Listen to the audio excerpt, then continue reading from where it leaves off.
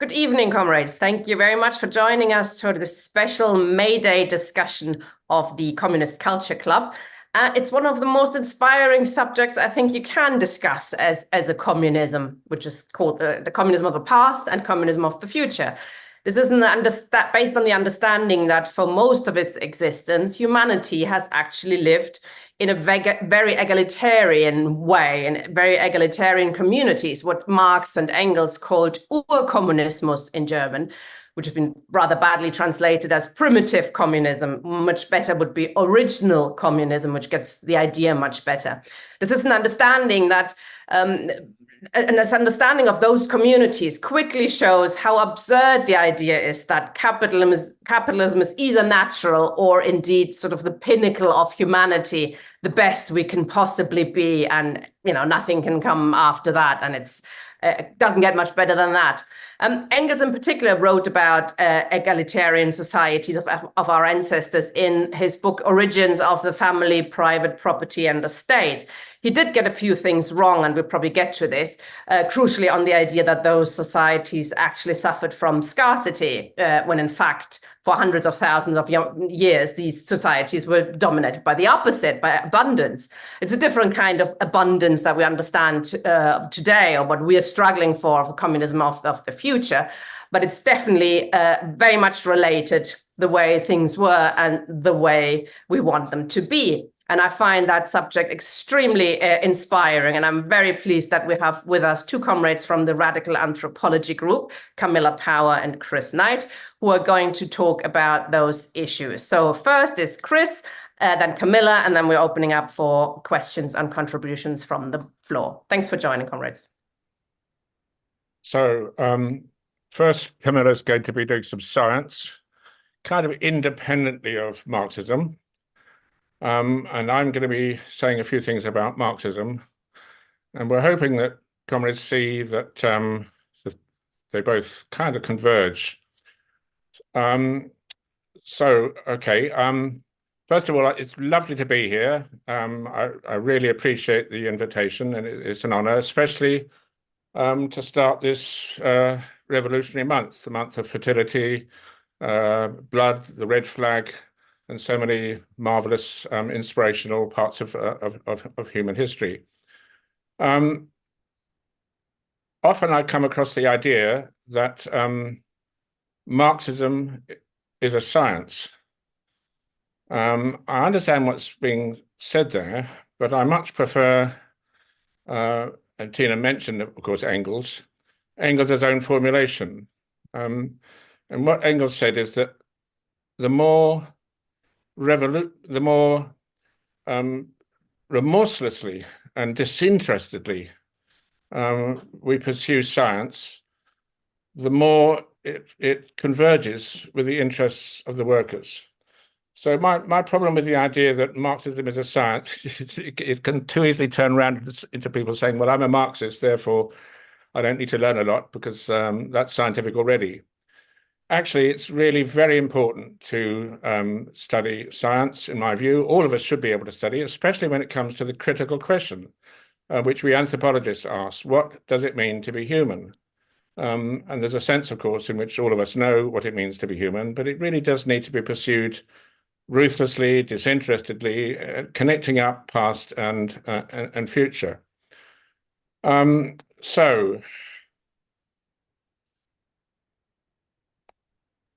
There is a chance, possibly a rather remote chance, as things are beginning to turn out right now, there is a chance that humanity has a future. If so, when we get there, we will find some people in some societies there already in the future. Because as Tina mentioned, there are societies today which are communist and always have been. And most of the societies which are genuinely communist, including gender egalitarian, fully communist, are groups that we call immediate return. They don't practice storage. And the reason they don't practice storage is because why on earth would you want to store food when you've got abundant resources all around you? And Tina's absolutely correct. If you compare hunters and gatherers with early Neolithic people, early farmers, there's no question that the hunters and gatherers have got a better teeth, higher stature, looking more healthy in all sorts of ways, not stooped. In all sorts of ways, hunter-gatherers really had a magnificent lifestyle, and actually still do. The diet of hunters and gatherers is wonderfully rich, wonderfully varied, all sorts of wonderful forms of honey and meat and so on. And compared with us in the West, actually, the standard of living is higher. Not to mention so many other features of hunters and gatherers. The hunters and gatherers that we know, that Camilla knows, and I know, and especially my comrade and colleague Jerome Lewis know, live in Africa, and they're hunters and gatherers of large game animals living in kind of tropical regions of Africa. How do we put this quickly? Marx argued that the first form of property is the ownership of a man of his wife and children in the monogamous family. And the critical feature of hunters and gatherers, immediate return hunters and gatherers, is what's called bride service. And what that means is that a young man coming of age and having a relationship, a sexual relationship, he never acquires conjugal rights in a wife. It's as if his service, his work to earn his partner in the eyes of, for example, her relatives, particularly her mother-in-law, it's never completed. It never arrives at a point where he can say, right, I've got rights in my wife, I can have sex with her. He's always going to be earning his keep, if you like. And of course, hunters and gatherers value all the different kinds of food and honey and so on there are, but particularly meat food is valued. And if a young man doesn't prove himself an effective, hardworking, generous, modest as well hunter, he'll soon be told really to go and find somebody else. And he will be told in no uncertain terms by his sweetheart's relatives, but particularly her mother, his own mother-in-law. And that's a critical feature which indicates that what Marx called property doesn't exist. But of course, there's countless other indications that these people are communist. And of course, the most obvious one is what's called demand sharing. So anyone that's got any food, anything useful, honey, whatever it is, others who lack it have just got the right to say, give me some. And they don't even need to say, if you please, sort of pleases and thank yous. Everyone else has a right to take for themselves, obviously in a respectful way, but not, the idea that if you please, you really please give it. It's not in the person who's got the food or the other anything else which is valuable. It's not his right to say no, actually. So that's absolutely critical. So and perhaps even more significant in some ways is that although we tend to think of hunters and gatherers as small-scale societies, I think that's a very big mistake. You think small scale. Hunters and gatherers have chains of connection. They have connections with one another right across vast landscapes. In Aboriginal Australia, they're called chains of connection, sometimes called song lines.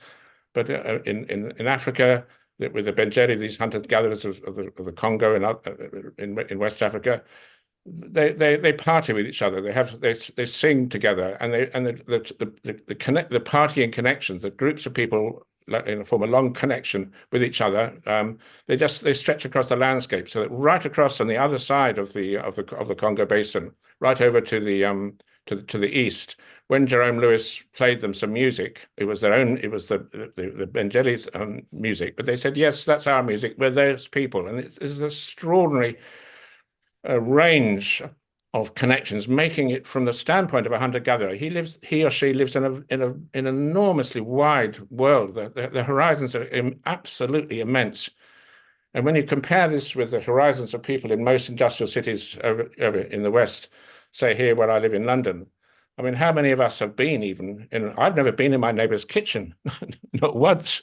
And I think most people in the street would say, how often, maybe your kids manage to get into, the neighbors' kitchens and see what happens inside their house, but it's actually unusual. So in the areas of our lives where things matter most, where we have our most precious moments, our loving relationships, we are extraordinarily constricted and narrow, very, very small scale, not large scale.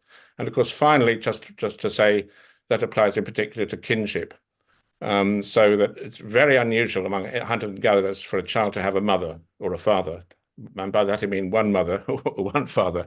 As Engels pointed out, but basing himself on Lewis Henry Morgan's work, the very term for mother is most likely to mean mother's sister, but a whole lot of other what we call classificatory mothers. So every child, in principle, has got a very large number of mothers.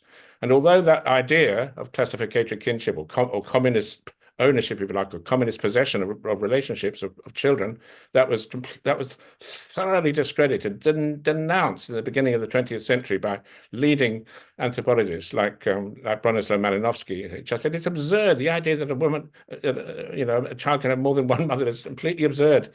It's now understood. I think Camilla might be talking about this, that actually it's collective childcare. It's made us human. It's the fundamental form of cooperation. All of us often talk about how cooperation made us human, but the particular form of cooperation, which essentially made us human, certainly put us on the road to being fully human, was cooperation in that most labor-intensive of tasks, which is looking after a kid. And it was by being able to share that labor with other mothers, with other sisters, that actually made it possible even for us to have our large brains. One of the points that Camilla in particular has been able to make. So now the whole question of primitive communism, although sadly neglected really by most of the Marxist left, paradoxically has been pretty central to debates within sort of among radical movements in recent years, and particularly because of the contributions of David Graeber, a good friend of mine, an activist friend of mine, of course, an anarchist who died in 2020. And I just to get the sort of debates going, let me just read this out, because David Graeber, and it's continued with the book he wrote just before he died with David Wengrow, The Dawn of Everything. It's almost as if his main problem, the thing he's most hostile to, is the very idea that we were once communists. So I'll just read this out. Our thinking about communism has been dominated by a myth. Once upon a time, humans held all things in common in the Garden of Eden. He's trying to make fun of it all now. During the golden age of Saturn, in Paleolithic hunter-gatherer bands. Then came the fall, as a result of which we are now cursed with divisions of power and private property. The dream was that someday, with the advance of technology and general prosperity, with social revolution or the guidance of the party, we would finally be in a position to put things back, to restore common ownership and common management of collective resources. Throughout the last 2 centuries, communists and anti-communists argued over how plausible this picture was and whether it would be a blessing or a nightmare. But they all agreed on the basic framework. Communism was about collective property. Primitive communism did once exist in the distant past, and someday it might return. And then the last 3 lines, we might call this mythic communism or even epic communism, the story we like to tell ourselves. Since the days of the French Revolution, it has inspired millions, but it has also done enormous damage to humanity. It's high time, I think, to brush the entire argument aside. And more recently in the book, The Dawn of Everything, David Wengrow said this idea must die. The whole of The Dawn of Everything is designed to show or argue that we've always had property.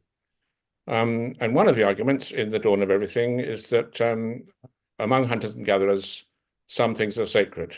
You can mark a person, a woman as sacred, for example, with her blood. And his argument is that the very idea that you can mark anything as sacred means that private property exists, because it's like when you've got a car, it's your own car, you've got the key to it, no one else has, and it's sort of sacred to you. And I just find that argument absolutely astonishing. as well as all the various other arguments to say that there's no such thing as communism. And in fact, why would you say that this idea that we were once communist is the most dangerous myth? I mean, surely far more dangerous is the idea that private property, the oppression of women and the state are unchangeable features of being human. They've always existed. So, I mean, it's kind of ironic, I suppose, that it's been some leading anarchists who've actually made this into a current issue. What I want to say is that we do need to look a bit more deeply into how communism works. Now, if Engels was correct when he wrote The Origin of the Family, Private Property and the State, if he was correct in saying that future communism, and he was, of course, thinking of the Iroquois Indians that his teacher, Lewis Henry Morgan, had made it familiar to him. If Engels was correct that future communism would be a return on a higher level to the liberty, fraternity, and equality of the Iroquois clan, then what that means is that it means that in working for communism, we haven't, in an important sense, we haven't got to invent anything new. Communism is part of our origins. It's almost part of our nature. We're constructed by communism, and we've got to return to something which when we get there, we will be sort of familiar with. It's where we were to start with. So that's a critically important idea, but we also need to know a little bit more about how communism works if we are to have any chance of understanding how it might work in the future, which of course is the topic of this evening's discussion. So just one point, and I won't be saying too much more. It's like, how do we envisage a society which is communist, but no one's going to be kind of in charge? And how are we going to make sure that in preserving that system, we don't end up keeping people in order to prevent anything non-communist, anything too individualistic, too competitive from arising?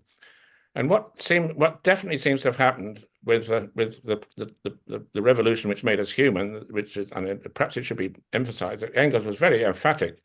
Communism isn't something that monkeys and apes have. He made it very clear in The Origin of the Family that our closest monkey and ape relatives are anything but communist, and their family systems aren't anything to sort of admire. You quite often get a dominant male with monopolizing the females and constant battles and conflicts. So he said that if we can learn anything from the social and sexual lives of monkeys and apes, it's only by negation. What happened when we became human reverse those relationships. So clearly Engels was thinking in terms of evolution culminating in revolution. And we in RAG have been spending all these decades trying to work out what happened during that revolution. And what seems to have happened is that women certainly established, but no means know that they had rights, that they had freedom of sexual choice, and they formed coalitions, which made it absolutely clear no one was going to push them around. But having established that and having, if you like, taken power, what didn't happen was that women held on to that power. And we know this really from much more recent studies of hunter-gatherers in Africa. So just really briefly, this is what I'm going to describe is what Morna Finnegan, and one of us within RAG, who's written some beautiful stuff and studied the Benjeli along with Jerome Lewis, she calls it communism in motion. So the point she's making is that communism was never like a fixed state, a system. There was never a time when human beings thought, oh, we've established communism. We can sort of sit back now and enjoy it. Communism was always something that you had to fight for. And the way in which women fought for it was by actually playing with surrendering their power, allowing the men to come back into power, but not letting them go too far before repeating that revolution. So in a way, what happens is that you have a revolution, you take the power, you enjoy the power, you then get a bit bored being on top, being dominant. And so what happens is instead of trying to hold on to that power indefinitely, women have never done that, by the way. Whatever people might say about matriarchal systems, women have never held on to one-sided power under matriarchy and anything like the way that men held on to power under patriarchy. So having enjoyed the power, let go, surrender, let the men take over sufficiently, this is Morna's point, sufficiently to begin to pose a bit of a threat, so that if the men with their ritual, among the Bajeni, it's called a jengi, the men stomp around and show off their power, their muscles, and their capacity as hunters, but also that could be dangerous, of course. At a certain point, the women say, right, that's enough. What that means is that another revolution can occur. So in order to prevent this playful, if you like, surrender of power, this playful counter-revolution, win the revolution again. And so you have, and this is exactly what happens with the people that we know well, and particularly Jerome Lewis knows well. So the women take power in a ritual called Ngoku. They hold on to that power, and it's almost a, I wouldn't say terrifying, it's kind of playful, but I mean, the women really make themselves raucously provocative and stomp around the whole place and show off their bodies, but teasingly, without allowing men to sort of, men can be actually quite scared, if you like, and it's kind of all laughing and playful, but it's a really powerful demonstration of women's power. And then the women, okay, we've made our point, and then after a few days, it's the men's turn, and they have their ritual called a jengi. So we have this seesaw, this pendulum of power, which in our view was not a monthly thing, not a monthly ritual like May Day or something. It was actually much more likely to have been once a month. I've probably said as much as I need to, just for now, at any rate. I suppose the thing to say is that, yes, I mean, we became human through revolution. And if Engels is right, if the idea of a return on a higher level is correct, what it means is that we've done it once, we should know how to win that revolution. And so for that reason, we should be able to do it again. It's kind of looking grim these days. The chances of our winning a worldwide revolution are looking pretty slim. But whatever that chance is, let's base ourselves on that chance. Excellent. Thank you very much, Chris. I'm sure there are some issues that comrades probably haven't heard before, etc., or might have questions about. I have a couple of questions, but I think we'll leave that to later until Camilla has spoken, because that might actually clarify a few issues. So over to you, Camilla. Thanks, Chris. Thank you. Thank you for the invitation. It's great to, like, on May Day or the day after May Day, be talking about one of my favorite subjects, which is how egalitarianism made us the species we are. So I think that translates in hunter-gatherer, real hunter-gatherer life into a version of communism, anarcho-communism, but it's communism. Okay, so I totally back up Chris that we need to be scientific about this, and Marx and Engels themselves always celebrated Darwin, so I'm going to be totally Darwinian. And I'm going to share the screen and hope you can see what's there. If I can find it, can I find it? Can I find it? Oh, that one. Are you able to see that? And I'll make it a full screen. Great. Yep. Okay. Let me just take that down here. That's great. Okay. So for Darwinian,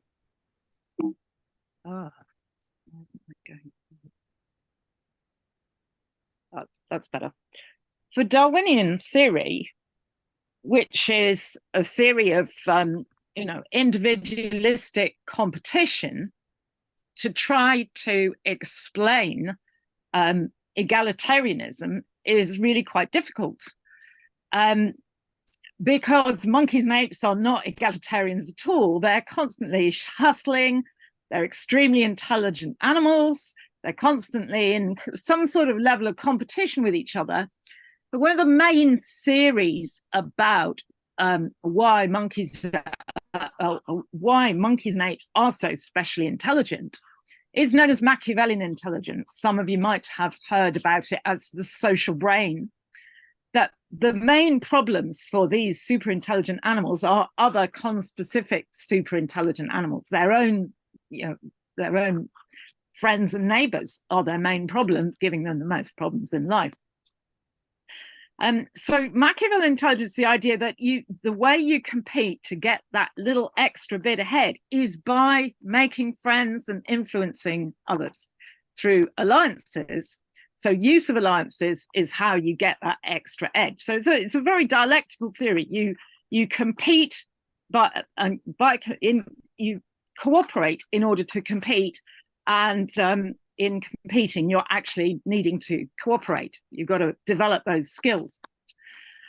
Okay, but what this guy, Andy Whiten, who's the main leader in developing Machiavellian intelligence theory with primates over a long period, he, with a student of his, David Erdl, he argued that the way we can explain this extraordinary egalitarianism in hunter-gatherers is through Machiavellian intelligence. You say, the more you get Machiavellian intelligence, the more you're able to make alliances against others, then at a certain point, it kind of does a flip. And at that flip, it becomes really impossible for any single individual to dominate other people, even no matter how strong they are, because the others will always be able to make an alliance against them. So it's about solidarity overcoming brute strength, fundamentally through alliance, through political alliance. And so at a certain point, it just becomes better to not to try to dominate others, but instead to just refuse to be dominated, to just resist anybody telling you what to do, bullying you, exploiting you. So you just resist. You say no to that. And this Erdl and Whiten, David Erdl and Andy Whiten, called counter-dominance. They said this was the typical attitude. And if you looked at hunter-gatherer strategies and behavior, this was the typical attitude that, okay, people, if they could, they might take like an extra share of something. But as soon as anybody else asks them for a piece of that, a piece of that meat, a piece of those berries, or whatever it might be, they just give it, they just share it, demand sharing.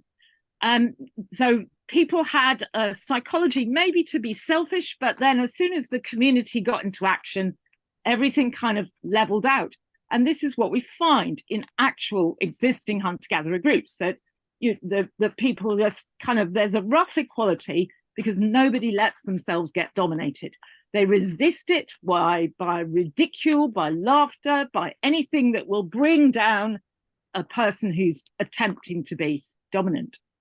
Now, Andy Whiten went on with this idea that he called deep social mind.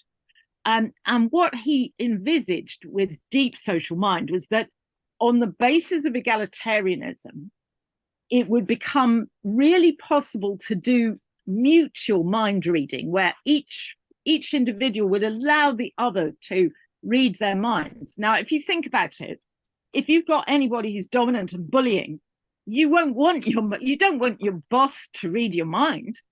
So to do mutual mind reading and develop what's called in psychology intersubjectivity, where each one of us we allow the other to read our mind. You need egalitarianism for that. And he further linked into it development of culture, the transmission of culture, of learning cultural processes that you need to have. All of this is a kind of bundle: mutual mind reading, egalitarianism, and the ability to transmit culture. Now, he made, with David Erdl, he made this little chart, and it's just a sort of hypothesis here. We're going through evolutionary time from back here. This is like early human ancestors, Australopithecines or Homo, early Homo, going through evolutionary time. And this bit is like history. It's like farming, property, capitalism. And this axis is hierarchy. Hierarchy up here with a tendency to egalitarianism. So what he's envisaging, what they're envisaging, is that from great ape ancestry and the ancestry shared with chimps, bonobos, with other hominins, basically we're pretty hierarchical, but that at a certain point, this starts to really slide down and it really rushes down towards egalitarianism. Now, this is the process of our evolution. And right here, and they couldn't really say where is this point? Where exactly are we? This becomes a real bottoming, maxing out, rather, of egalitarianism. It's like a significant egalitarianism before we reach the situation of property and stratification and class society in history. Okay, so but he wasn't able to give dates or anything like that beyond the sort of surmise. Well, I'm going to try and actually do that and give a bit of a framework for how could this really happen. And especially what Andy Whiten hasn't talked about here is gender and how important that is in doing that. So how am I going forward? Oh, it's not going. Oh, yes, it does go forward. Right.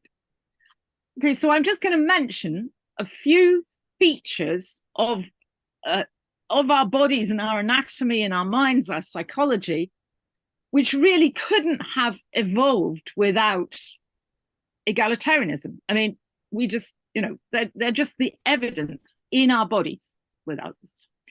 And one of the major aspects that is a giveaway of our egalitarian past is our cooperative eyes, the make and the shape of our eyes. We have eyes that are just radically different from all the other 200 odd primate species. In the shape, which is this long, elongated almond shape, and in the background of our eyes. So the iris stands against a very clear white sclera. Now, what that does and why these are called cooperative eyes is that anybody who's looking at us, and we humans spend inordinate amount of time checking each other's eyes. Anybody who's looking at us that can see what we're looking at and what we're interested in. And they immediately can begin to use that to find out, to begin to say, oh, what's that you're looking at? Why are you interested in that? We can begin to share ideas, share intentions about what we're interested in the world. And notice that if somebody was a dominating bully, why would we want to do that? We're only interested in doing that if there's relative egalitarianism. By contrast, all these other great apes, and these are young great apes that are shown in these images, chimps and orangs, or bonobos and gorillas, they all have kind of pretty dark eyes with hardly any white showing. And it's as if they're wearing sunglasses. They're like mafia dons. They're not giving anything away in terms of what are they looking at? Are they looking at some juicy piece of fruit over there? And they don't want to show that they've seen something to the others who might be their competitors. And so cooperative eyes are utterly critical to all our communicative and cooperative interactions. And it's impossible to really envisage that they evolved. They may have evolved a long time ago. I'm going to try and work out a probable scenario of just exactly how long ago. And in what context would cooperative eyes have begun to evolve? Well, this is the theory that Chris was talking about regarding collective childcare. And the major theory for the evolution of what I'm calling intersubjectivity, which is mutual mind reading, that I want to know, I look into your eyes, I want to know what is your mental state, what emotions are you feeling, and I am mutually letting you know what I'm feeling. And this is something that really monkeys and apes are just not very willing to do. The problem for them is the level of trust in their societies. And there's only rarely that they can achieve that sort of level of trust. the major theory for what would be the context of the evolution of intersubjectivity is by the absolutely brilliant Darwinian, she's a sociobiologist, Sarah Bluffer Hrdy, a really sociobiologist, Darwinian anthropologist. This book, Mothers and Others, is simply the very best that you could read of books written about human evolution this century. And her theory is really simple. It's that we alone, out of all the great apes, began to do babysitting. We began to do, it's termed allocare, that a mother who's extremely burdened by a very large brain baby that needs an enormous amount of care and nourishment, that she can actually hand that baby over to someone else and have a bit of a break and do something else for a bit. And so babysitting belongs to all human societies. Babysitting also belongs to monkeys. Monkeys will do this, but great apes, they cannot, not even bonobos, none of them. And the key reason they can't do it is that great ape females only live, they've gone to another group. They've migrated from their home group, generally speaking, gone to another group. And that means they do not have related females with them. And for this behavior of handing over a baby to another female, and I'm assuming it's going to be a female in the first place, another female just needs that to be a related female. So this is where we link in famous hypothesis known as grandmother hypothesis. And if you have this matrix, it's like a little matrix of this coalitions of these closely related females, something extraordinary starts to happen. As soon as a mother gives a baby over to her mother, then immediately all those three individuals, the mum, the baby, and the new carer, they're going to have to be looking at each other in a new kind of way. They need to be reading each other's intentions and letting each other know what they feel, what their needs are, what's their mental state, what's their emotional state. So mom is watching out, the new carer who may be her mom, is that okay? Is the baby okay? Baby's looking back at mom and then looking at the new carer. So we're getting mom, carer kind of taking over each other's roles, and the baby will be communicating its own feelings, her own feelings, what she needs, and the carer will be looking. So immediately there is this two-way process of everybody checking out the mutual feelings between amongst that whole triad. Now, this isn't just going to stay with females. Obviously, it's not. Because males are going to start being involved, men maybe as pair bonds to women, but also brothers of sisters may be part of the connector, the caretaking complex as well. But it's going to be starting in this little triad of mom, baby, and grandma, mother's mother. Okay. So can we then come back onto this chart and say, well, when exactly, what is the evolutionary time we're talking about here when we start going really into this evolution of something very much more egalitarian? And I'm going to say, yes, we can. And it's through a very materialist perspective that, yes, we can. And it's all about the requirements of females, of mothers, in raising very large-brained offspring. So what we're looking at here, it's a little bit complex, the science perhaps, but it's kind of basic. We're looking at the last couple of million years there in terms of the brain capacity, the actual brain size. And I'm comparing what a great ape brain size, a chimpanzee brain size is like, compared to these. All these are particular fossil specimens. They are actual fossils with their cranial capacities. So we've got a whole bunch down here. These are basically early Homo and Australopithecines. So they're bipedal, but they're still got the brain size of great apes. That's pretty much similar. Now, what that means is these guys didn't have help. The mums of these Australopithecines and early Homo, they didn't have help. They were doing it all themselves. That's why they're under what's called a gray ceiling. They just couldn't find enough energy for raising offspring with larger brains. So the brains were kind of constrained. It's a material constraint. But look what's happened. Oh, I'm going back. Sorry. Look what's happened around the 2 million to 1.5 million years ago. There's this huge jump in brain size, which is smashing through the gray ceiling. And what that means is those mothers of these Homo erectus are getting help. There's a serious amount of help. That could be help in terms of energy supplies, with perhaps males starting to be a little bit helpful, bringing some food supplies.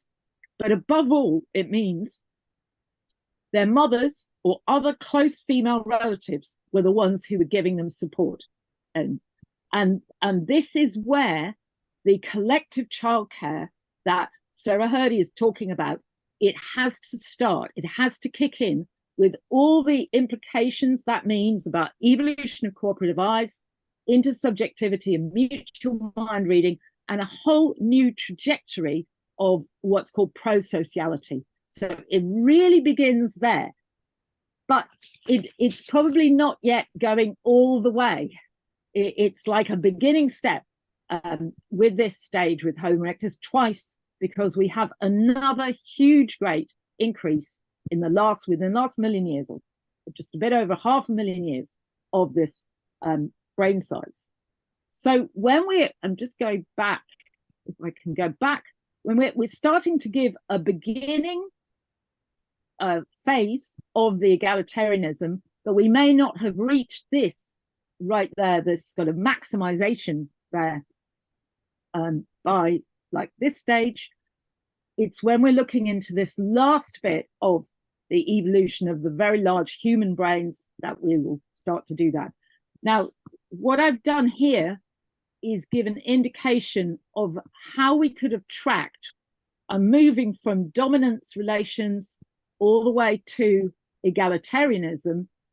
And I'm saying it's going to have a material connection to the energy requirements of those very large brains and female women's foremothers' needs and requirements in raising offspring who grow up to have these adult brain sizes.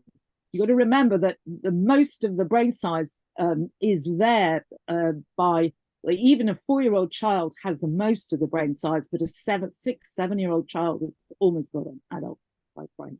So all of that phase of the growing, that growing up for those children, incredibly energy expensive, with the mothers doing a large part of it through breastfeeding and then needing subsequent extra supplies.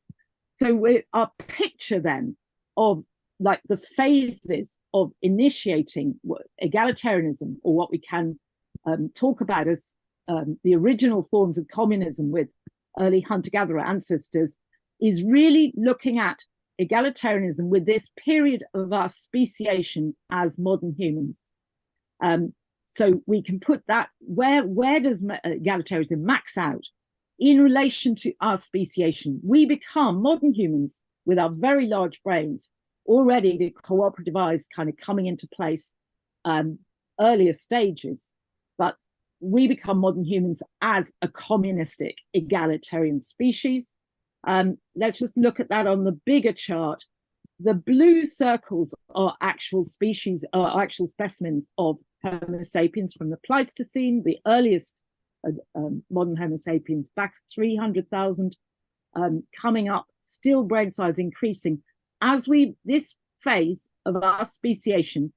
So it's between about 300,000 to 150,000. This is a kind of filter that we went through for egalitarianism, communism, pro-sociality, refusal to be bullied, all the intersubjectivity and the emotion, the willingness to share our mental states, all of that emerging through this whole period.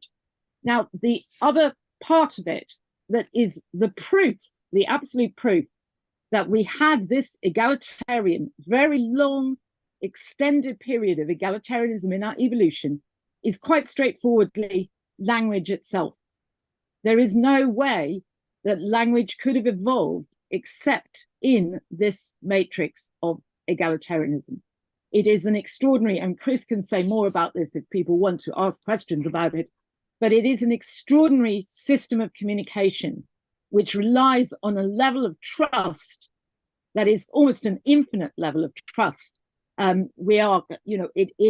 demands not just it demands the maximum of intersubjectivity, of our willingness to read each other's minds and tell each other about what's in our minds, tell each other our thoughts and our dreams.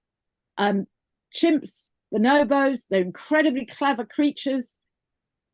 Those great apes, as well as other species with great intelligence, with their very sophisticated communication systems, but those communication systems are not linguistic. They always have what are known as reliable signals that are linked to bodily states, bodily and emotional states, by comparison with us. So we can say three things: cooperative eyes, the very large brains, language itself, are all just complete proof that we evolved with this filter during this period of time with an extraordinary level of egalitarianism, involving all these mechanisms that we see with hunter-gatherers, the demand sharing, so nobody can end up with lots more than anybody else, resistance to being bullied, particular use of humor and ridicule to anybody who tries to big themselves up and make themselves out as the most. What I can say towards, I think I've come to the end of my slides. Can I come back? I think I have, so I'll come back there. What can I say to add to Chris about communism in the future? Look, we have evolved human nature through hundreds of thousands of years with these incredible, sophisticated psychological, cognitive capacities that are forged through egalitarianism. You know, none of that. Capitalism is a few hundred years in its lifetime. A few generations in some places in the world, very few generations, that it cannot wipe away overnight. Not even the many generations in farming and more stratified societies cannot wipe away overnight what is our actual evolved nature. David Graeber doesn't always get everything right. I'll absolutely agree with you. And he's not much of a materialist, though he was a good anarchist activist.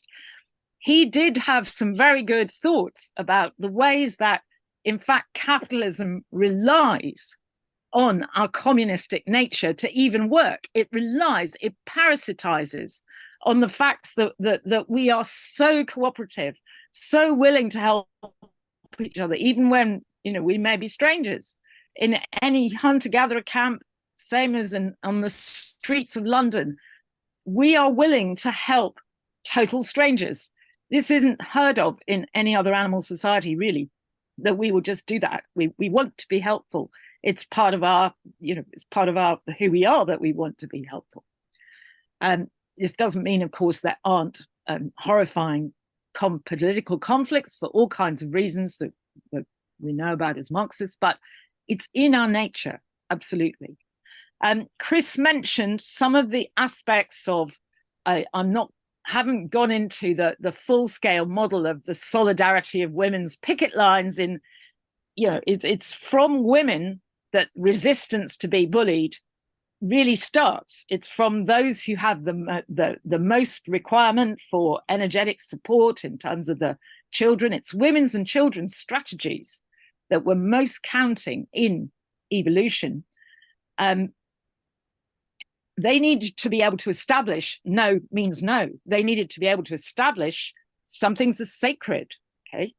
And some things as sacred means, as all indigenous people will have understanding of will have cosmology, religion, ritual that preserve that aspect of sacredness. Now, this is a hard thing to say to Marxists, but I just want to pull on, remember Marx's quote about religion as the sigh of the oppressed creature, the heart of a heartless world, the soul of soulless conditions, the opium of the people. So he wasn't making a total negative out of religion at all. In many ways, human beings cannot live. I mean, they really need that soul of the soulless world, especially in capitalism. Establishing some things as sacred for our future on the planet, for caring for this beautiful planet of ours, establishing that some things are sacred to be able to share properly. Our desperate problems on this planet are because there are blind, tiny oligarchic minority who are way too greedy and are not sharing properly. We need to raise that hunter-gatherer tactic of demand sharing. We need to establish some things are sacred, and we need to take the model that Chris was talking about of this communism in motion, which Morna Finnegan especially developed, and put that into action, into realistic or practical action, that we do what hunter-gatherer women do. They come in, they take the space, they resist any attempt by men to bully them or exploit them, say no, but they do it with hilarity, with laughter, with carnival, with showing, teasing the men, but showing how beautiful they are and sharing that in solidarity. It's not any sort of competition amongst the women. And they are using they're using a religious or cosmological framework which links particularly to their bodies and to the moon. Now, if you think of every religion on Earth, it actually is organized through lunar principles. So what we say is we need nobody to rule but the moon. The moon should become organizer of time. Somebody's got the wise wounds there in the chat. This is exactly it. As part of our evolution, the moon has been enormously important. It's influenced the length and periodicity of women's reproduction. And that means that women and children and men have been operating on schedules which are in relation to the moon. Now, this all may seem like, it's just, menstrual madness, or menstrual moonshine was something that some of our old SWP comrades used to say about it. But actually, this is part of our natural rhythms. And if we are going to link in ways that are really kind of, this is quite hard to say to Marxists, religious or sacred in aspect, we need to link in ways that are material and meaningful in terms of our Earth, Moon, Sun system. And so we think of, lunarchy as seizing. We think of it as like we're going on strike. We're going to go on strike at the dark of the moon in relation to women's blood.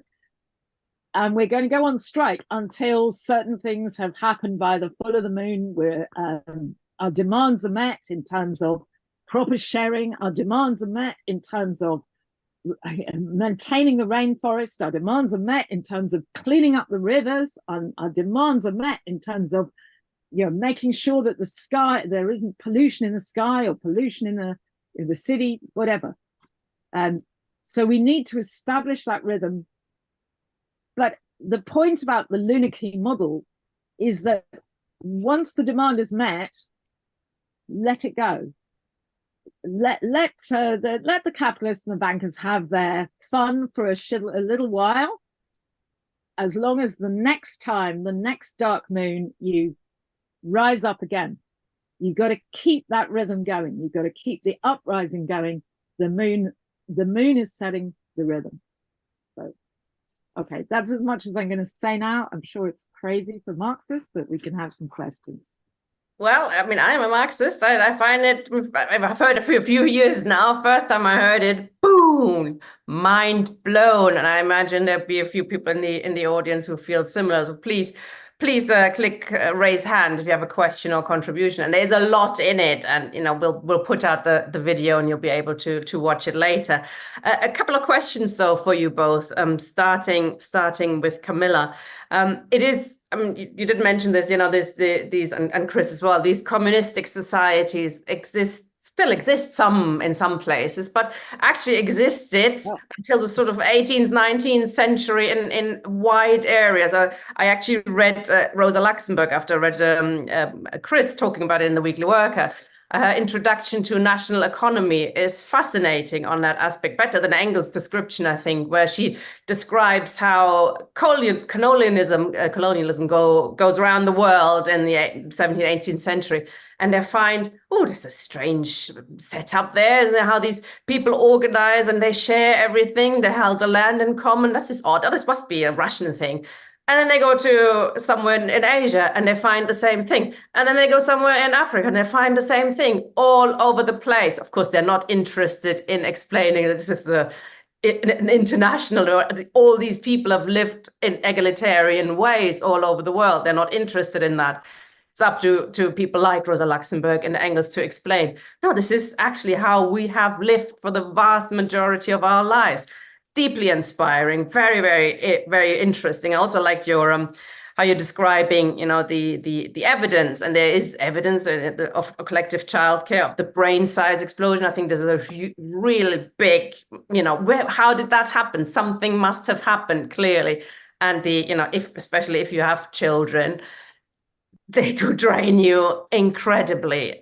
You know, it takes up all your time for the first 10 years or so if you have nobody else doing it with you. So this is the understanding that this comes from collective childcare is very interesting. The cooperative eyes, I'd say also, I'm not sure if I got this right, but menopause as well seems to be an evidence that, you know, at some stage, women are not supposed to, you know, it makes no sense to reproduce anymore. You're supposed to help your children and, you know, you can have sex, but you're not supposed to have children of your own anymore, but look after your kids. But in terms of, Chris described it then as matriarchy. And I wonder actually if this is right, because this has for me, you know, the patriarchy, we know it is men ruling. Was it, though, a matriarchy in the sense that it's women ruling? And egalitarianism sounds more like a matrilineal, perhaps. Is there a difference between the two? Is it matriarchy, matrilineal society, or are they actually the same thing in your view? Yeah. Well, can I just say, I've slightly changed my terminology. I used to not really like the term matriarchy for the reasons I think most people would agree. It looks like sort of patriarchy done by women. In reverse. So I mean, but on the other hand, since I've become more familiar with Jerome Lewis's and Morner's work, what actually does happen is that the women absolutely rule. I mean, with the Goku, I mean, you should just see the video of an example of the Goku. There's a whole bunch of about, I don't know, 35, 40 young girls and women emerging out of the forest, coming towards the men, strutting their stuff, hugely contemptuous and teasing of the men, sort of all sorts of very rude singing about, you know, the men's capacities and stuff. And they really intimidate the boys to an extent, but it's kind of playful, but it's absolutely no doubt about it. It's the rule of women, but women get, you know, they just say, okay, we made our point. So you get the rule of women. And then about a fortnight later, you get, quote, the rule of men. You get a jengi, which is, you know, another ritual. So we get this pendulum of power. So with neither gender seizing power for any extended period of time, it never becomes permanent. But of course, what does happen is that when finally men take over for various reasons to do with, you know, abundance of game and various things. Of course, when men take over, then they take over like for good. And then they have all these myths about the terrible the terrible threat that if the men let go of their dominance, then what's going to happen? There'll be this tyranny of women all over again. But this tyranny of women was sort of real, but playful. And I mean, there's no better medicine for Marxists who want to find out how it works than to just find that video. I mean, it's on Jerome's website, and you can easily get hold of it. It's called Ngoku, and it's about. Find it now and share it if you want to, but yeah. Yeah, we can email out those things as well.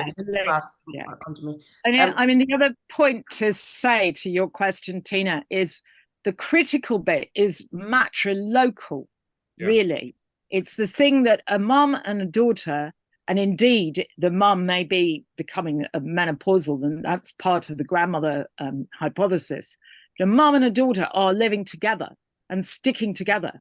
And that is the crucial thing for the allocare, collective childcare matrix, effectively. It means that, okay, the husband who's maybe doing some good work in providing he provides to the camp rather than to the household because it goes to everyone, but he's kept on his toes because the boss is his mother-in-law. She really is the boss, and he's on probation all the time. That he is, if he wants to stay married to that woman, he's got to do the business. He's got to be working and providing.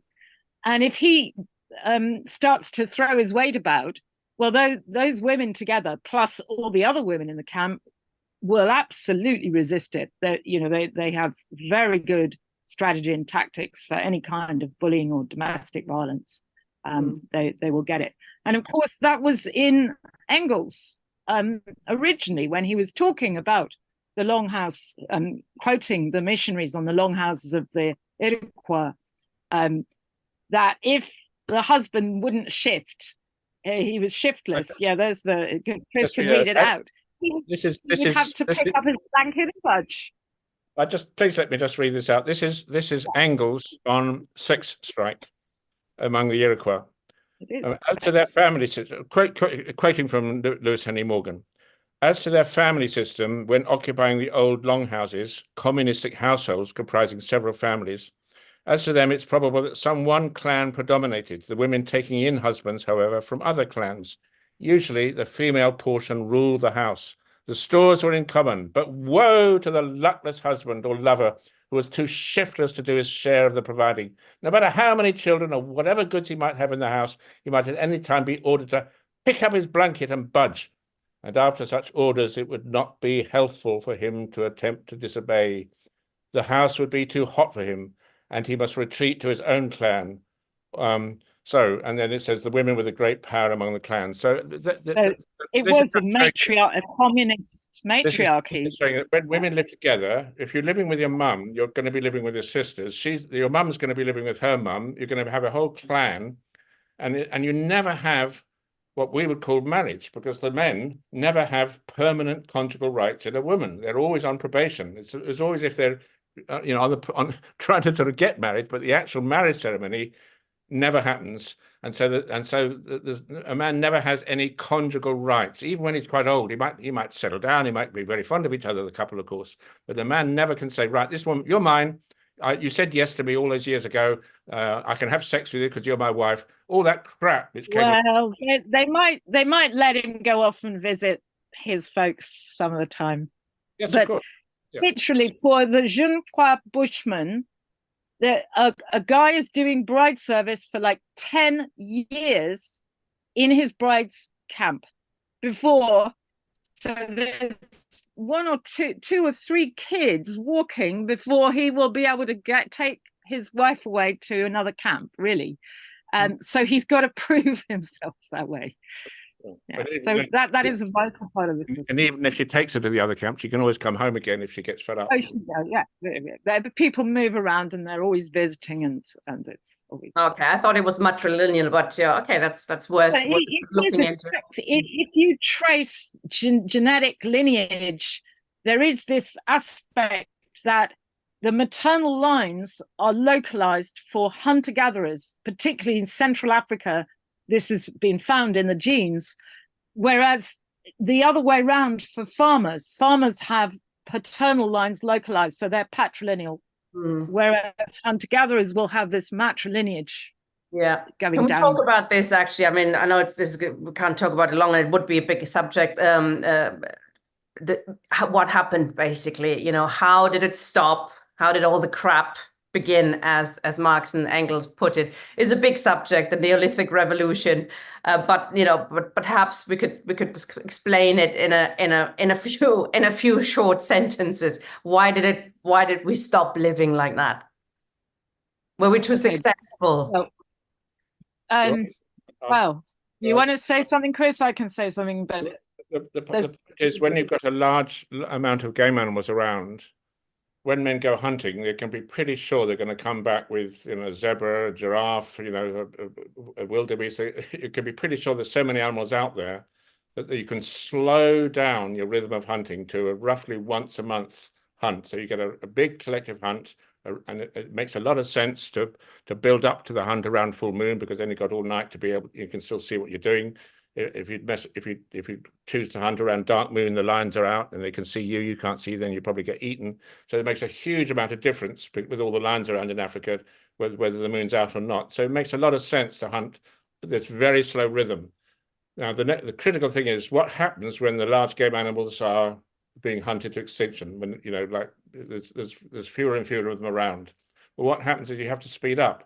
So any animal, any small animal, could be just a rabbit or something, you're getting hungry, you haven't hunted anything for a while, you chase after it. And the point is, as the ancient slow rhythm of hunting, you know, production and consumption, really, really nice and slow and leisurely with confidence, as that begins to collapse and things get speeded up, what happens is that the periodicity of men's work gets out of sync with women's periodicity. And that means that women can no longer use their own solidarity and synchrony as the sort of clock guiding determining the rhythm of hunting. I mean, it's a lot more complex than that, because of course what also happens is that instead of women getting produce from men, increasingly men are going to be starting to get produce from women's gathering and small animal hunting, and everything starts to turn sort of topsy-turvy. So that when you've got a large game hunting economy, and you say you sort of notice, oh, they seem to be monogamous. It's not really because they've got monogamy. It's because one man has quite a job keeping one woman happy. But keeping 3 or 4 women happy is kind of allowed. But how do you do it? How can one man hunt enough to keep one woman happy? But when the arrows of production and circulation get reversed, and instead of men having to keep women provided, it's men are actually relying on women's labour to provide for them, as happens in parts of Aboriginal Australia, Tiwi Island, for example. Well, you know, a man with 3 wives is going to be better off than a man with 1 wife, and so suddenly you get a complete shift into one man benefiting from having more than 1 wife. Then, of course, some men don't have any wives at all, and you're on the road towards the hierarchy and all the sort of, as you said, the crap. So it's partly about periodicity, but also about scarcity, and in that there was no scarcity and periodicity are linked. Yeah. It should be kind of emphasized. I mean, there are almost surely very many different pathways to the beginnings of some form of gender hierarchy, and gender hierarchy would have been the beginning of the breakdown. And this would have happened in many different ways in different parts of the world. And it would have begun also, it wouldn't just have waited for farming, because as soon as there are issues of scarcity for hunting peoples, it might become the issue was who was in control or was able to take power in terms of ritual power, and women's ritual power, which in Mourner's Communism in Motion model is kind of in a very equal power with men's. In Africa, in African hunter-gatherers, that has been maintained to a considerable degree. But in Australia, for instance, Aboriginal traditions, which are very, very ancient traditions, virtually in the same levels of antiquity as the African, there is much more scarcity in the Australian conditions compared to African big game hunting conditions. And men have taken over the job of performing ritual using the same kind of language of blood that women used the red ochre and the blood signals that they used in Africa. And the Aboriginal Australians are doing that, but men are doing it. So literally we have systems where men use the signals of menstruation, and they may render that very secret, that initiation very secret, and exclude women from that situation. So it's possible to see the hierarchy coming in even before we get to a situation of farming and property. But it will already begin to pay men in the systems of kind of old gerontocracy, old men's rule in Australia, for a man to have more than one wife. Because if the woman is doing the work, and he can have more wives, and he's better off. And also, those older men are able to manipulate the labor of young men, because if they can control and make decisions about who can marry who's able to. So this is critical. Who is in control of ritual?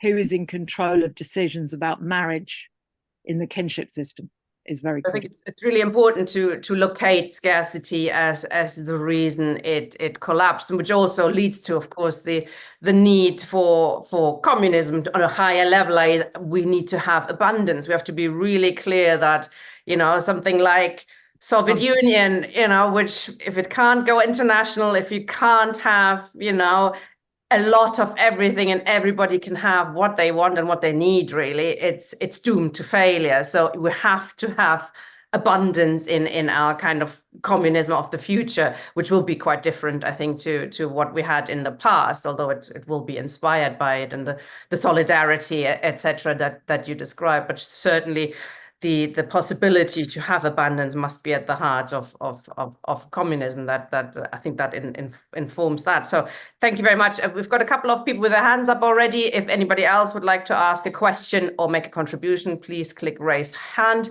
or put it in the chat if you can't find that button, and I'll bring you in. Malcolm first. Okay.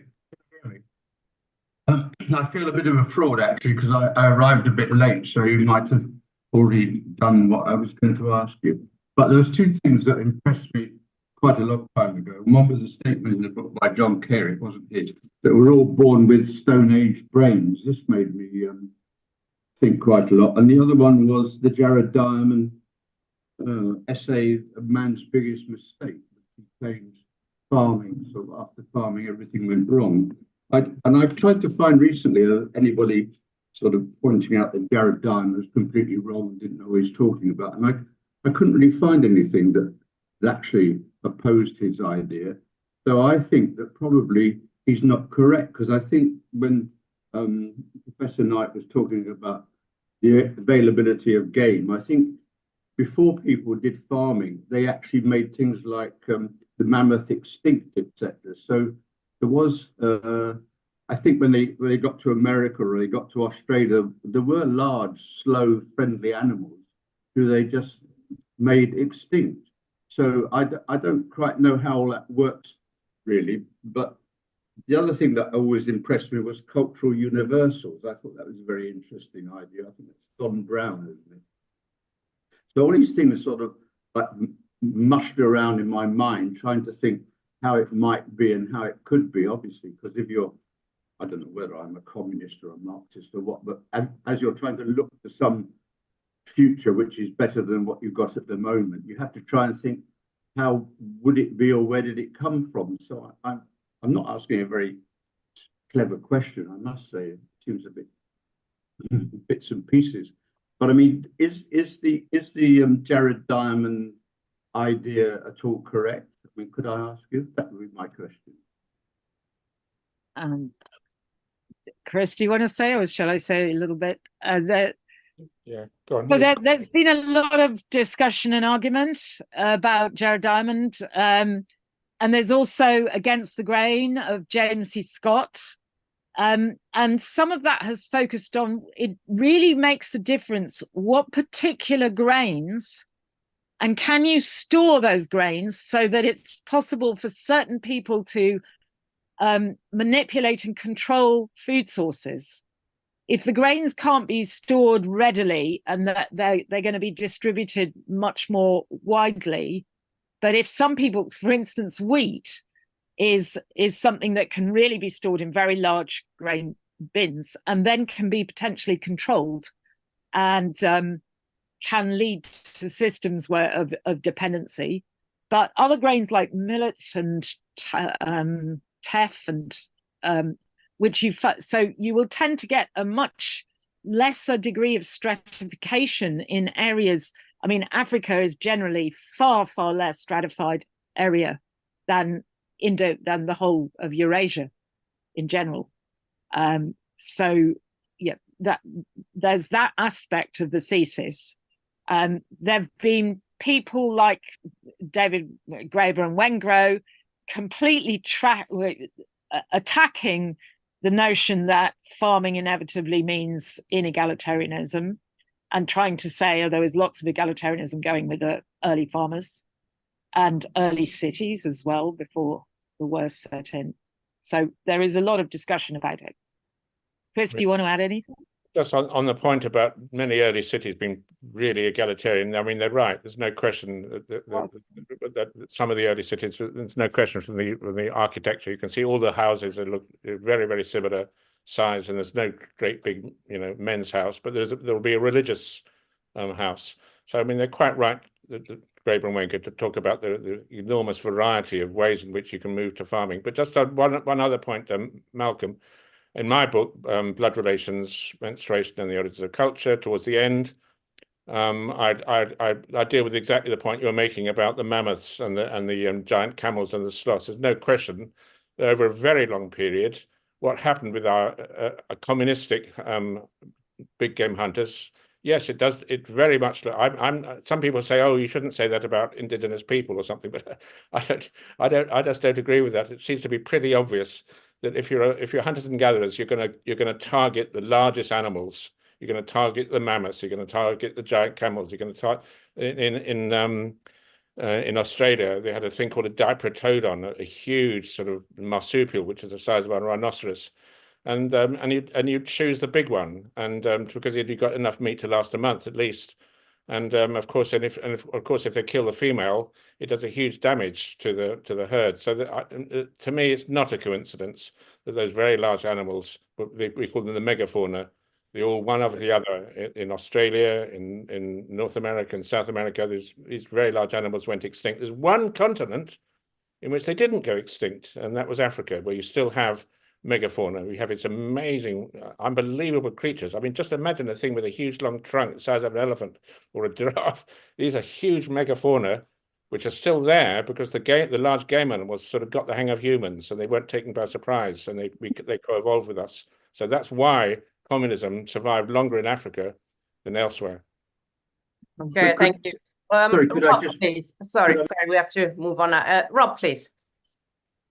Hello. I'd just like to start out. We did a talk on this a while ago, Tina, looking at eco-communism and kind of the basis, and I kind of took a different tack to you. So I'm going to kind of bring some of those issues up. I've kind of been reading the history of everything by Graeber and Wengrow recently, and I would say that I agree with you. I think that the kind of female kin bonds hypothesis for the development of brain size is compelling. I think there's definitely something strong in that, and it's really good to see the evidence, because Tina was talking about it. It's been about 10 months ago now or something like that, and it's nice to see the kind of graphs and things that actually demonstrate the charted progression. But what I would say is, Malcolm kind of brought it up and Camilla kind of answered it, is that the kind of thinking about communism as a necessary early step in human development kind of takes away a little bit from human political agency in a sense. So I kind of agree with Graeber and Wengrow that there's a plasticity in human societies in the early foundations, that once you're aware of political ideas, you start to experiment with different political ideas, and these can take different shapes and forms that are infinitely varied depending on what part of depending on the conditions, depending on any number of external circumstances. Even something like charisma could be a factor in maybe switching between from the kind of matrilocal power movement to a patrilineal one, you know, that one person was particularly persuasive in a dispute with neighboring groups, and then this kind of changes the nature of these groups.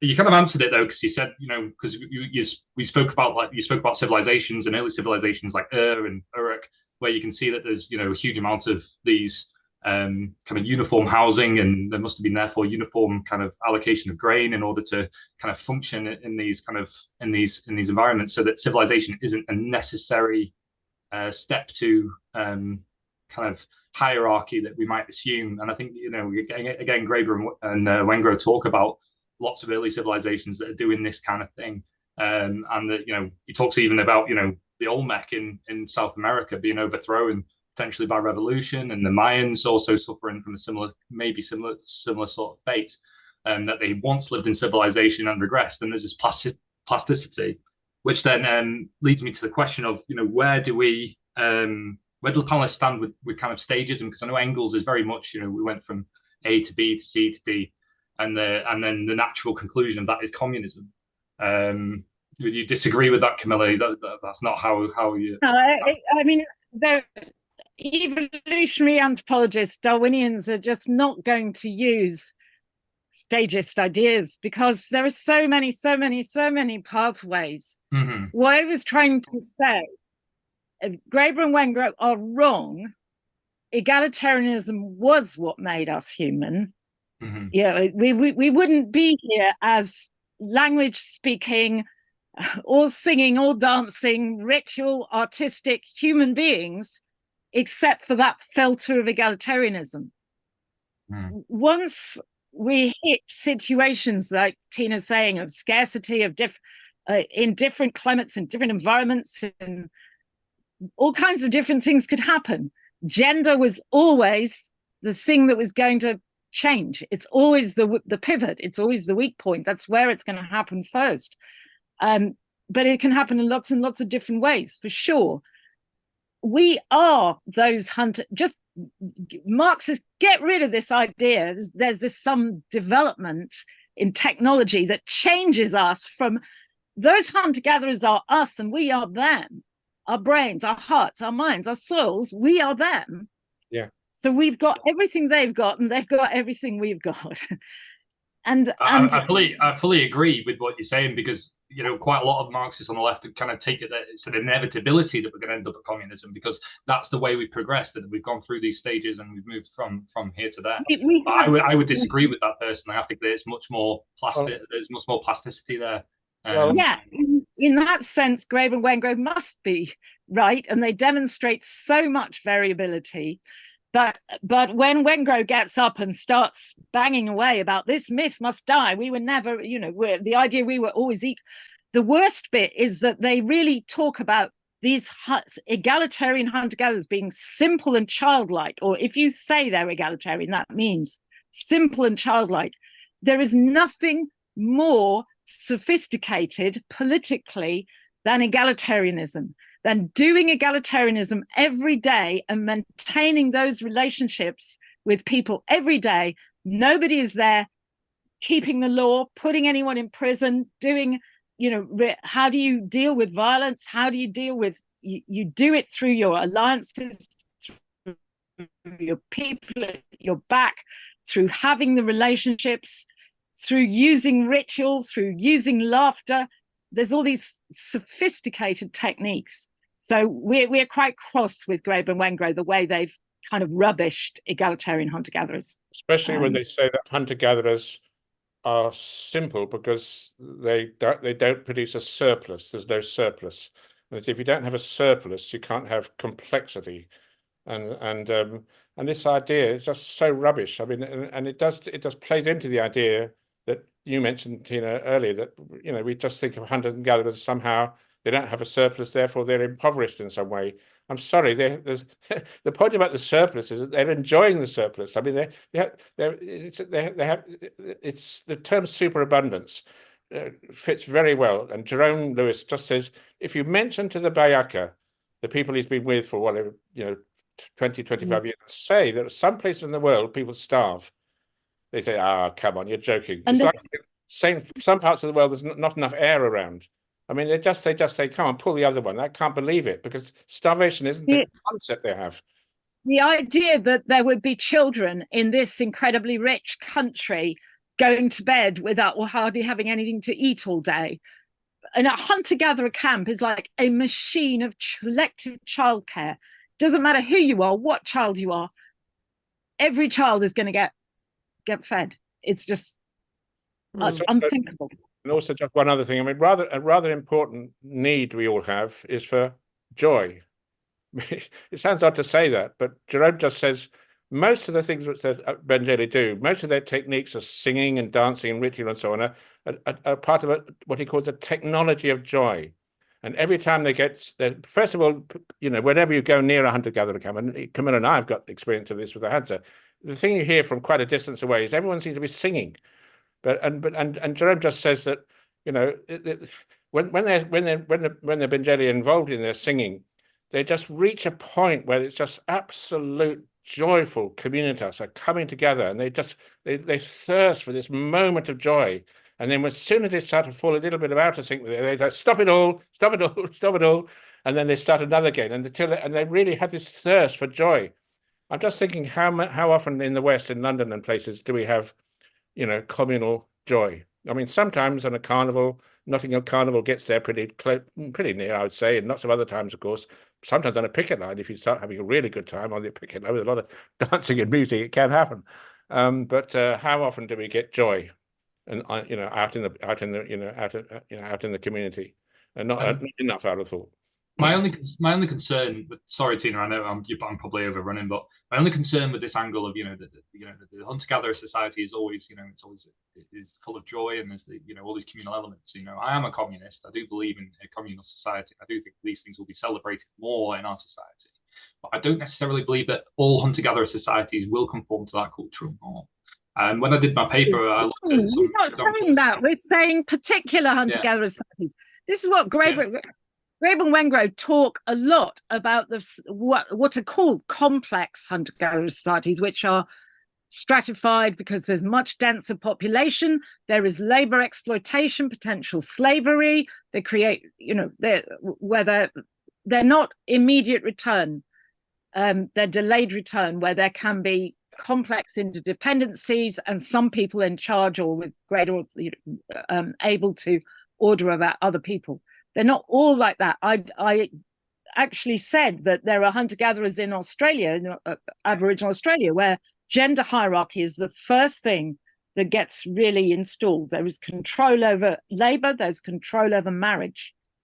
So that is where it is. Just really briefly, it's quite important to say that say the northwest coast of North America, the Kwakiutl and all those people with totems, they had nobles, commoners, slaves. They'd show how many slaves they had. They'd even killed slaves at a potlatch to show how wealthy they were.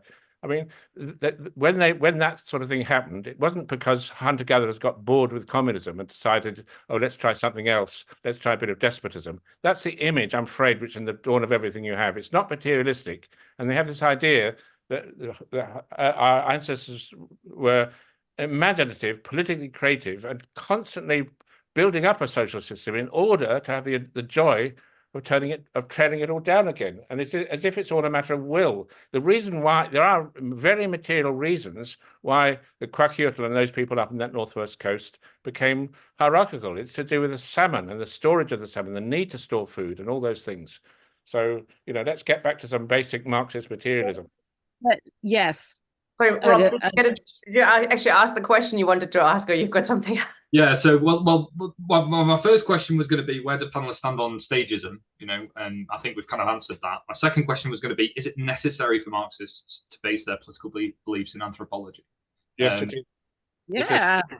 It is because it's the most materialist thing to do, because there's real people, real societies who've performed all these different experiments. So we've got to find out about them. If you look at humans without looking at all humans, past, present, future, and all over the world, doing something called sociology or psychology or some bloody thing, you're not asking the fundamental question: what does it mean to be human? Now, that was what Marx and Engels were interested in. That's, you know, what does it mean to be human? It's a very broad question. it's a very simple question, a very broad question, but it's the most beautiful, interesting, vital question of all. So of course, Marx and Engels were anthropologists. Of course, that's what they were. Yes. I would argue that there's a slight distinction between the views of Marx and the views of Engels on this. Yeah. I think Marx is a bit more flexible in kind of in it. But I am a Marxist. I do believe in communism. I don't necessarily. I have a kind of pluralistic view of early human societies, and I do think there was communistic elements that we can emulate and that we can kind of look to. But I don't necessarily believe that it is the essential human condition. Although I do find Camilla's scientific evidence on mother kinship to be quite compelling. So I might move on. I'll move on. Thank you. Thanks, Rob. I mean, I think we've answered it. I mean, personally, I'm not an anthropologist. I just find it really, really inspiring, and it sort of blew my mind when I first heard it, and it kind of shows, we've done it before, and that sort of gives me hope that we can do it again. That from that basic level, it works for me, and there'll probably be other people saying it does nothing for me, but we're all different, but it certainly works for me. And of course there are differences. I mean, when we look at, you describe very well how the girls, they tease, they tease and they laugh and stuff, and that's how they stop basically hierarchy establishing itself. Of course, and then there's a couple of things in the chat on that. From today's position, we're gonna have to do a bit more than just laugh and do two fingers up to our opposition. There will be a period, presumably, unless we are 99.9%, where there will be a more than laughing. Let's put it like that, and where we might have to take violent measures. But in the future, when we're talking about the revolution being permanent, I think that's where this comes into it again. And we have to constantly renew communism. Everything that is born dies, and to prevent communism dying, we have to renew it all the time, don't we? And so we can. That's when what we've learned from the past can come into play again, I think. We've got two more speakers who want to ask questions. Sorry for rushing things along a bit. I mean, it's a fascinating subject. I could go on all night, but we're trying not to. Ian. Good evening, comrades. Thank you for a fascinating discussion. I thoroughly enjoyed it. I wanted to move things along from joy to a bit of misery. My sort of personal motivation is I'm a mental health nurse by trade, and I wanted to really ask you about the kind of evolutionary basis of empathy. Because looking at Marx and Engels' writings, we do see a sense of an essential human nature, which is social and by implication empathetic.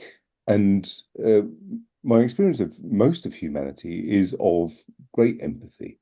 And indeed, most of my colleagues I've worked with over the years have chosen their occupation because of empathy and what it is that makes us truly human. And not just humans, by the way. I mean, lots of other animals show signs of empathy too. And also there's this whole fascinating evolutionary history of the development of the frontal lobes, which control empathy. But I've also worked, of course, with people who lack empathy and they have no conscience and they can do the most heinous things. And I think quite properly are regarded as being unwell rather than just being simply evil. The fascinating thing in recent years is the development of positron emission tomography, which you can actually see the inactivity of frontal lobes in people who have developed personality disorders, for example. Now, one argument from people like less so from Robert Sapolsky, but definitely from James Fallon, is the idea that losing empathy, not having empathy, is an evolutionary adaptation to a heinous world, which is intriguing. So the idea, for example, that in a brutal society, it actually does you good to lose your capacity for empathy. And from that point of view, one can see an interrelationship between class society and the development of serious mental illness. I have no qualms about the term mental illness, by the way. But I'm not here, by the way, saying that capitalism is responsible for mental illness or whatever, or human alienation is the one sole basis for mental illness. But I do see an important connection there about the idea that depression, anxiety, and a whole range of other things are a response to stresses and strains which would not have existed in a non-class society. The wish to lose one's empathy as an adaptive development, I can't imagine being a feature of any non-class society. I wonder whether there is, just as the question is, drawing upon your extensive experience of anthropology, can you think of any kind of society which has in any way lost empathy? Interesting question. Who wants to take it if you know anything about it? It's not sure if it's your expertise. Luckily, Darwinism has a measure of what's called fitness, and it's kind of, it sounds a bit brutal, but it's getting your genes into the future. Having no empathy under any circumstances, unless you, I don't know, I suppose you can imagine a sort of multiple rapist getting some of his genes into the future, but I don't even think that's going to work, because somehow those kids, if they are kids, have got to live in a world which means they can actually grow up and have children themselves. I mean, it's no, I mean, empathy can in the case of human evolution, there can never have been a period when there was selection for loss of any kind of empathy. But I mean, you're right, Ian. I mean, it's you're certainly. I was very touched with that wonderful film, Chimp Empire, of chimpanzees engaged in warfare with each other, but within each group, within the two communities, there was a huge amount of very touching mutual support, empathy. When one of the chimps was coming back wounded and injured, all his comrades would come around him and pat his back and console him. When one of them was dying of wounds, they would all, even though they'd been enemies, they would come up. These two enemies would, the loser of the fight sort of forgave everything, and there's a huge amount of empathy, if you like, in the animal world. So. I mean, I don't think that's controversial, and of course, loss of empathy is going to be a pathology which has almost certainly got origins in abuse of one sort or another. I do want to point out as well, of course, that the people who are in that position, who have lost empathy, suffer terrible pains precisely because they lose their capacity for sociality. Yeah, no one wants to be friends with somebody like that. No, and it was why it was a fascinating area of specialism for me as a nurse. They're not people who attract a great deal of sympathy, but they do suffer enormously. And you look at the self-harm and the mutilation and all the rest of it, but I'm not asking for is there? I think what I find fascinating is not just evolution, but sort of epigenetics, as it were, the way in which actually relatively rapid changes can take place on the basis of social conditions. And I think this is fascinating from a dialectical point of view, and it's fascinating because it opens up the possibility of real change very quickly, in fact, in human society. I'm not suggesting all ills will be cured within a few months of the revolution or whatever, but it does make a huge difference. There are, of course,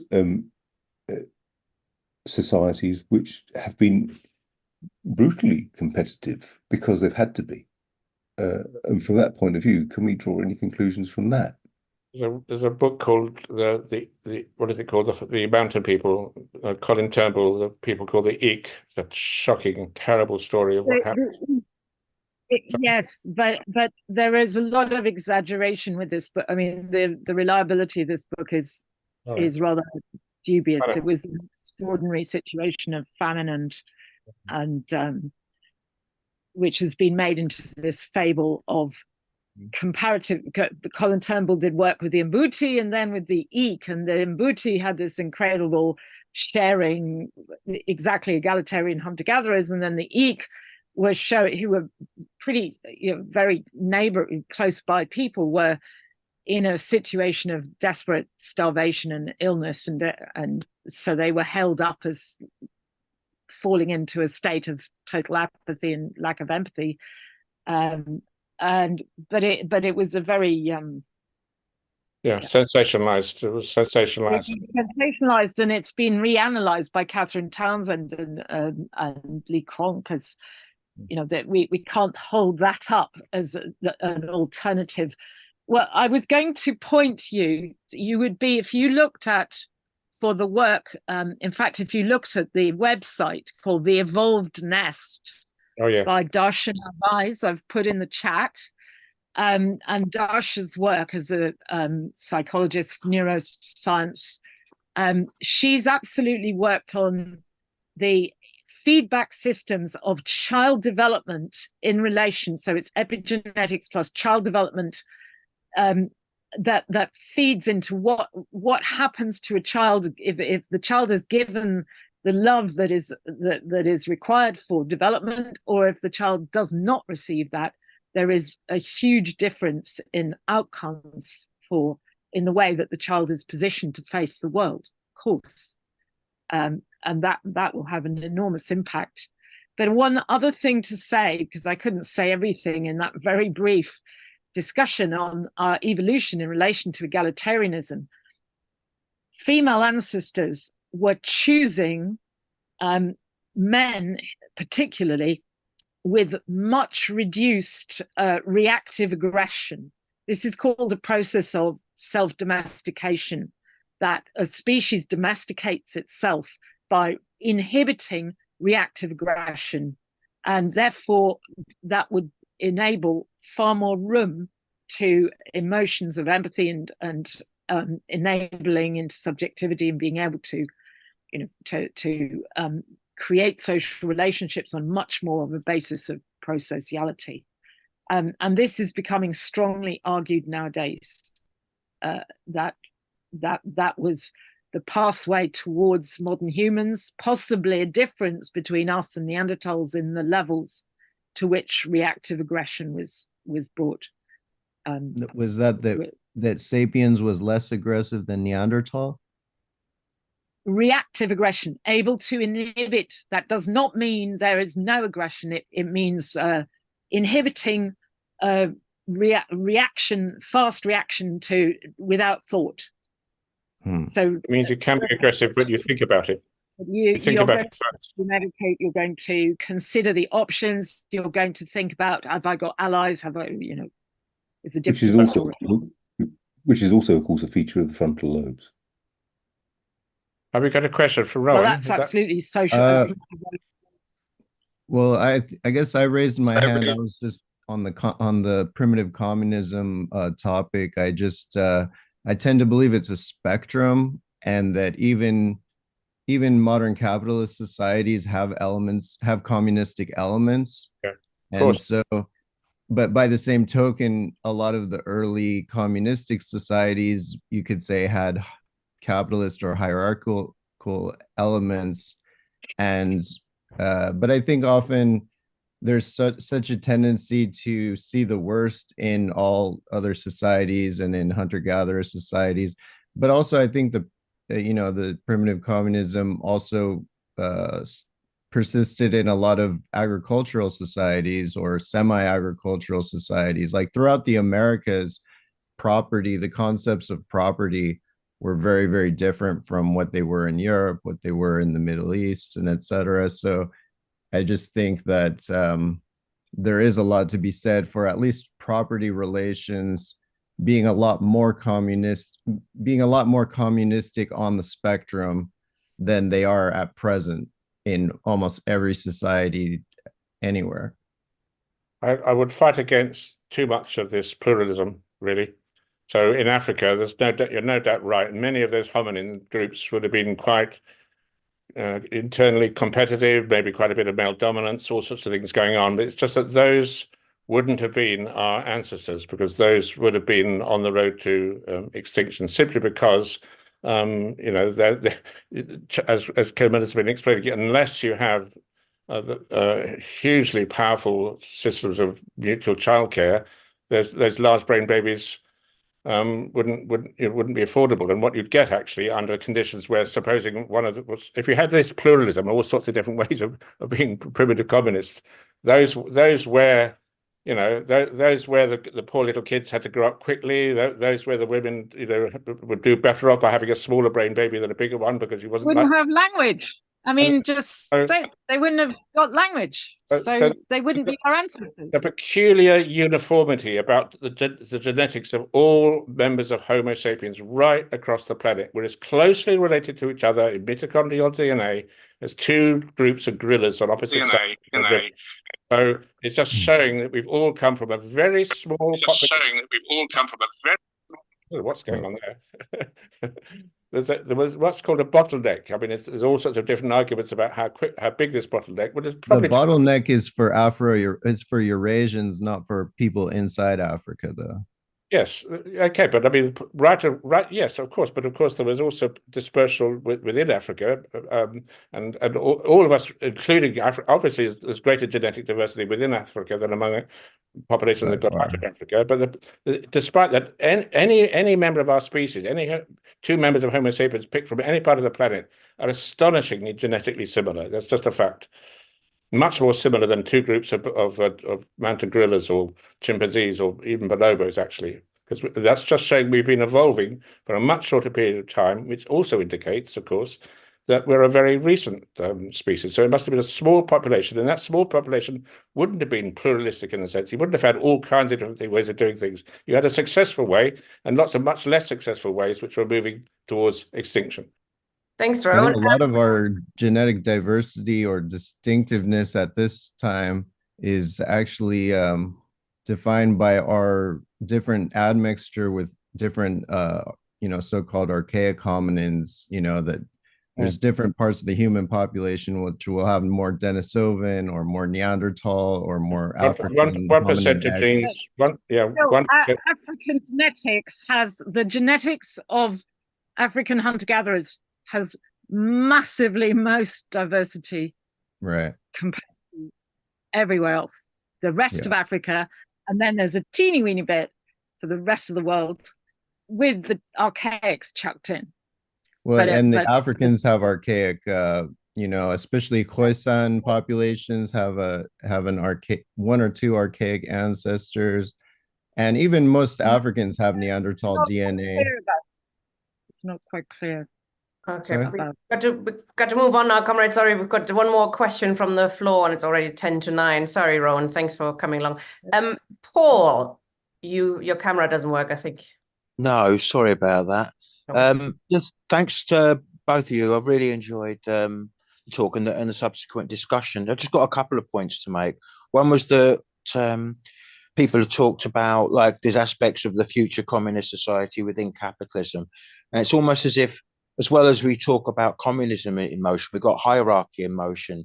And it's been like hierarchical societies have always had to try to keep sort of communistic tendencies that always seem to emerge. They've got to keep them down. You've got the witch trials, stuff happening with Thomas Munster, the Peasants' Revolt, and these themes seem to constantly repeat themselves. And I've noticed as well that in some communities where things have gone bad, there's a lot of poverty and all the rest of it, there's almost a kind of, you see some of these things where like you've got that where you're talking about family kinship, where mothers and daughters run things, and you've got almost like emergency matrilocal tendencies evolve, if that makes any sense. Obviously not without the sort of political solidarity. It's like out of a reactive necessity and so on. And I was also going to ask a question about the left. Well, I didn't You understand know, what was that question? I didn't hear a question there. no, it was a It's- point. You know, sometimes you get these tendencies, they exist within us anyway, within society, within us as human beings. Even in a non-egalitarian society, these tendencies come out and you have almost a hierarchy in motion where our communistic impulses have to be constantly kept down.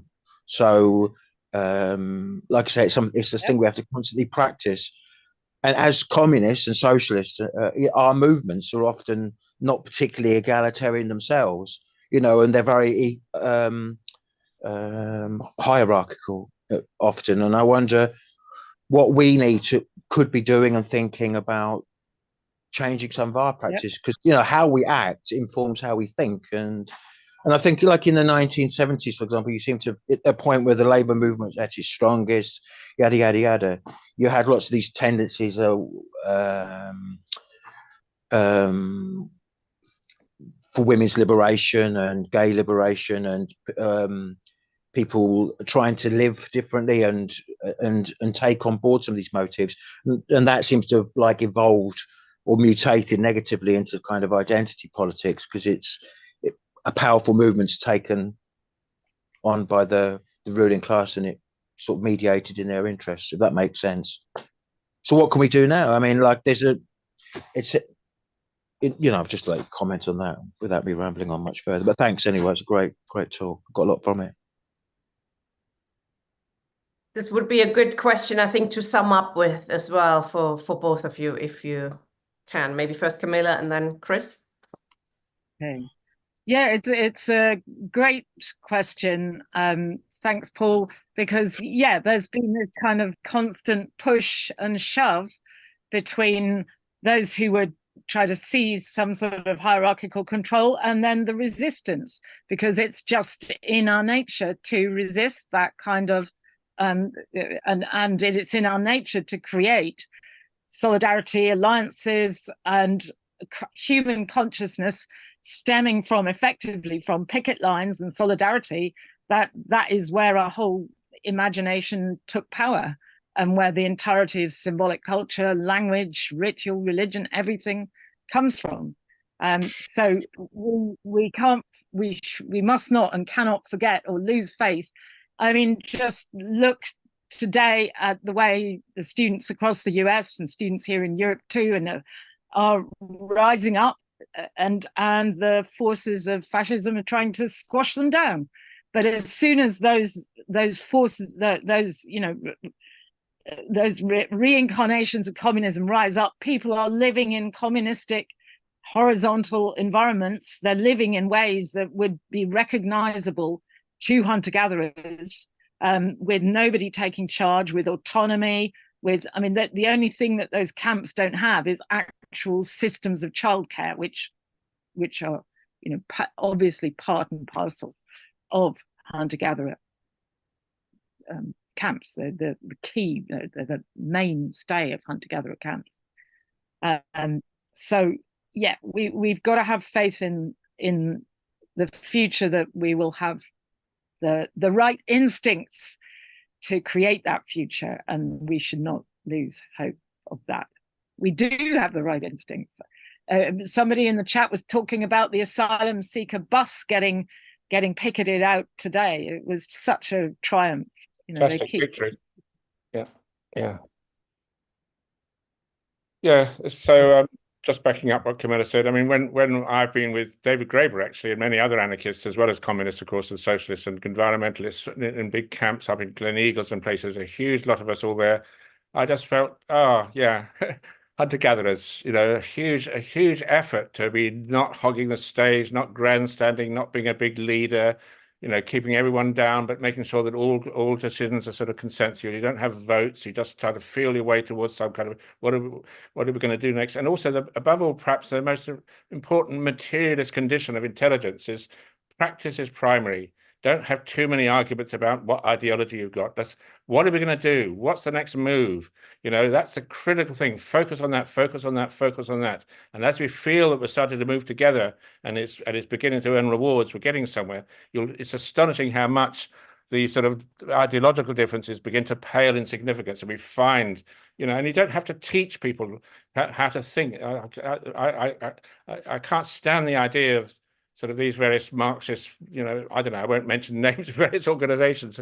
We just think the most important reason for having a newspaper is to tell people what kind of thoughts they should have. The critical thing is action, as solidarity in action, because without solidarity in action, you're not going to get anywhere. So that's probably enough.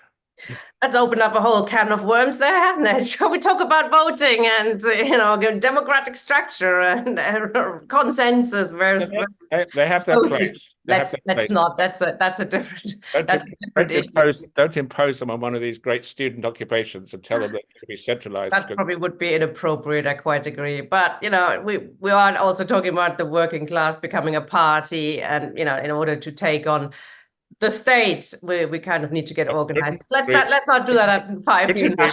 Couldn't agree more anyway. I'm with you, Freya, from the very, very beginning. We need a revolutionary party. Indeed. A party of revolutionary science, of course. Yeah. Yes, but in our communist practice, down the line, we would probably not do the voting and stuff, and hopefully could come to better arrangements, etc. But thank you very much. That was a really great discussion. I'm so glad we invited you for our one day late May Day celebration. I think it's a very inspiring project and a very fantastic work you're doing. So if you could put some links together for us as well, that'd be brilliant. If I could send them out to our list of about 1,000 people now, and I'm sure they would be very interested to read more about this. Thank you both. Next week we're talking about ABC of Marxism. You might want to come along to it or not, but that's an interesting subject as well. Comrades, good night. Okay, good night. Night. Great.